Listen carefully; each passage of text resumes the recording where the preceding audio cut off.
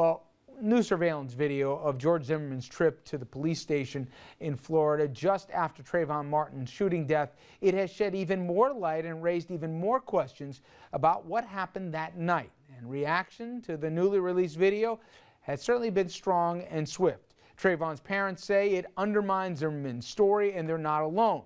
To his end, Zimmerman's attorney says the video poor to draw any conclusions from in the aftermath of Trayvon Martin's death, and it has become yet another lightning rod, with each side desperately trying to find a smoking gun that at this point has been hard to show. But in the end, the major question remains: is this about two men in a deadly encounter in a small corner of the U.S., or is it about something much bigger than that? Something that has clearly touched a very raw nerve in America. And joining us tonight, as always, to talk about issues like this and so much more, Dominic Carter, as well as Andrew Whitman. And guys, let's jump right into it. And for those folks, Andrew, who haven't seen the video, tell them what they're looking at here. Well, it's something that hopefully would have diffused the situation a little bit, you would think, but not yet, as tensions remain high today. Zimmerman, the neighborhood watchman who killed Trayvon Martin, still a free man 4 weeks now after that shooting.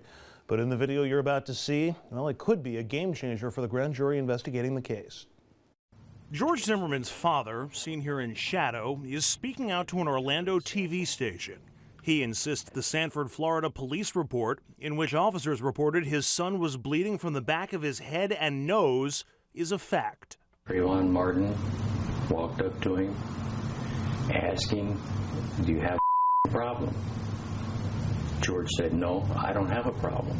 But Trayvon Martin supporters point to this police video as Exhibit A that the teen never attacked the neighborhood watch captain. In these images, caught shortly after the deadly confrontation, George Zimmerman doesn't appear to have the head injuries he claims to have suffered when Martin supposedly attacked him.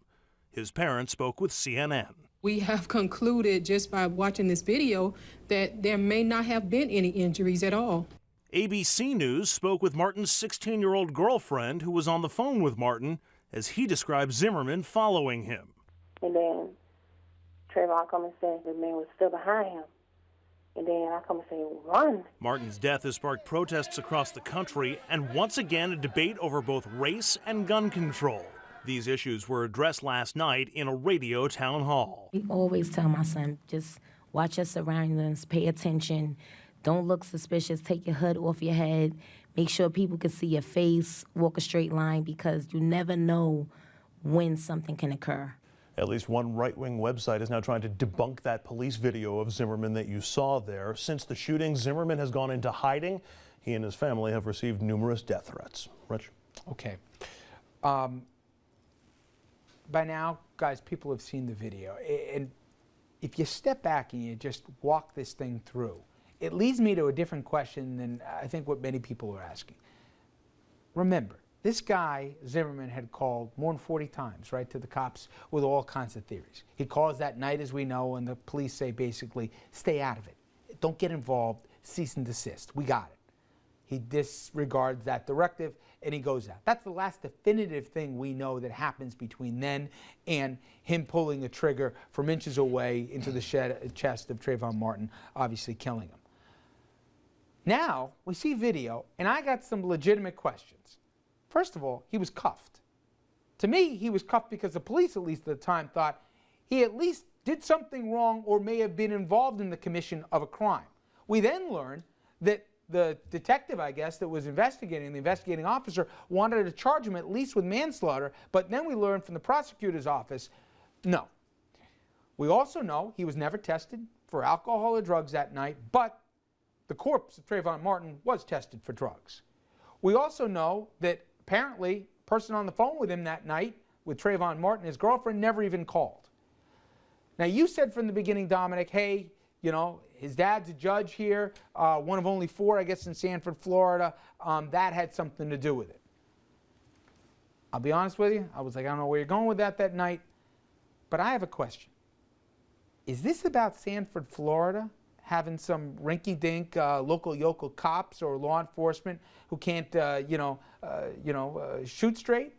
Or is this about a lot of places not named Sanford? Is this the reality in America because I wouldn't have believed it unless I've seen this whole story come through. I know you've said this doesn't shock you nearly as much as maybe me or Andrew, but still, do you think this happens a lot more than we believe? It depends on where. It's important that I say this, Richard. I'm a strong law enforcement supporter, and police do a good job around this country of putting their lives on the line so that all of us can have safety and freedom. But it doesn't take a rocket scientist to figure out what happened here. Mr. Zimmerman's story does not add up. So that's why I'm not shocked that this videotape has come up. And I do think that in smaller police departments across the country, I mean, politics is in the work environment everywhere. So it doesn't exclude police departments. All it takes is one powerful prosecutor or one powerful law enforcement figure to say, let's play this up, let's downplay that. But I got a question, which is, and we don't know the answer, and obviously the three of us are talking at a table. But do you think at the end of the day, we're going to find out that the reason why Zimmerman walked out that night and has never spent another minute in there is because he's got the right genes in terms of who's a judge, who the mother also involved, I guess, with the police as well? Or is it because a black guy was shot and a white guy pulled the trigger? How much did race have to do with this, and how much do we think this had to do with who you knew, who knows who, in a small town? Race had everything to do with this. I mean, let's be real. If Trayvon, this has nothing to do with gun control laws. That's a smokescreen. But hang on, but you just said it was basically the Keystone Cops of the Sanford Police Department. I didn't say Keystone Cops. I said it's political. And the prosecutors and the people who didn't press it. So is it bad, management in Sanford, No, or it's is it not race? bad. No, it's clear that the local police tried to do the right thing. The lead homicide detective, the expert on this, recommended a charge of manslaughter. So you got a bad prosecutor. Mr. Zimmerman. It's not a bad prosecutor. I never said it was a bad prosecutor. It's a political prosecutor. It's somebody that was currying favor. And we may, apparently with Mr. Zimmerman's father, we may never be able to connect two and two together. But if I was down there as a journalist investigating this, here's what I would want to know. And I might not be able to get these records. I would want to be able to find a way to subpoena the phone records between the State Attorney General's office and Mr. Zimmerman's father, or Mr. Zimmerman's mother, who worked in law enforcement. Somebody in that State Attorney General's office, the evidence is adding up, decided we're going to back off of this one. You know, Andrew, and we mentioned this gun law, this stand your ground law. And we've mentioned for people who think, oh my God, this is crazy down in Florida. 16 other states have the same law. Mm-hmm. And before we say, oh, this is in the far out reaches of some deep red states in America, in New York State, while we certainly don't have the law, there are lawmakers who have not only suggested this, sponsored a bill here to this end. And I know you reached out to a few folks to see if this tragedy made them change their minds. There's a bill that's been, a group of Republicans have been trying to push in New York State for the last 2 years. They introduced it in 2011. They reintroduced it this year. There are 4 sponsors. There's 1 sponsor and 3 co-sponsors. I contacted each of their offices today to find out if they still wanted to sponsor the thing, considering what happened in Florida. 3 of them, as you might expect, didn't give me an answer, didn't get back. But one of them actually said, you know what, I'm standing by it. I'm a sponsor. I'm going to stay a sponsor. I have no interest in removing my name from this. They're going to continue to press this through. And it reads a lot like that bill in Florida. And if it does, that means it probably came from the NRA. Complete idiocy. Now, this one, the last thing, I know we're tight on time because we've got a lot to get to this hour. We've got a full show. But can somebody explain to me, if you turn the channel for coverage on this, right? To me, I don't get how this is a partisan issue. And I'm not naive. I can see politics in anything. It's very easy. But on MSNBC, you got basically a 24-hour vigil, I think we were saying in the meeting. But I turn on to Fox, and I'm hearing, hey, if you didn't wear the hood that night, and all the different, And it's not, look, Zimmerman was being attacked, no, and Trayvon Martin's hey, not the Trayvon angel. Martin, there's trace that he had marijuana. That should surprise me, at least. Doesn't surprise me at all. And frankly, I don't think it surprises any African American in this country. No matter what, in any given situation, no matter what the evidence may show, it's going to be divided racially and partisan. Most good-minded people will look at the facts. But there are some news organizations, they don't care what Mr.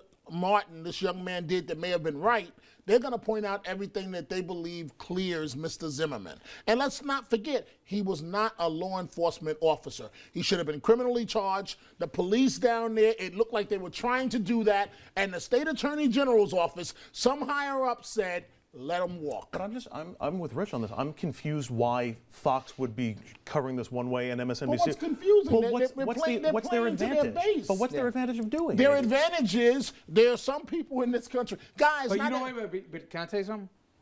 You're probably right, and to me, that's an indictment right now. If in 2012 a kid gets shot and killed, and people are trying to make political points here with this, I'm as cynical as anybody that works in this business, but that even surprised me that there's enough people that they think for a share of the audience that are going to want to hear him tear down this kid. To me, that's an indictment on our times, or at least a certain portion of this country.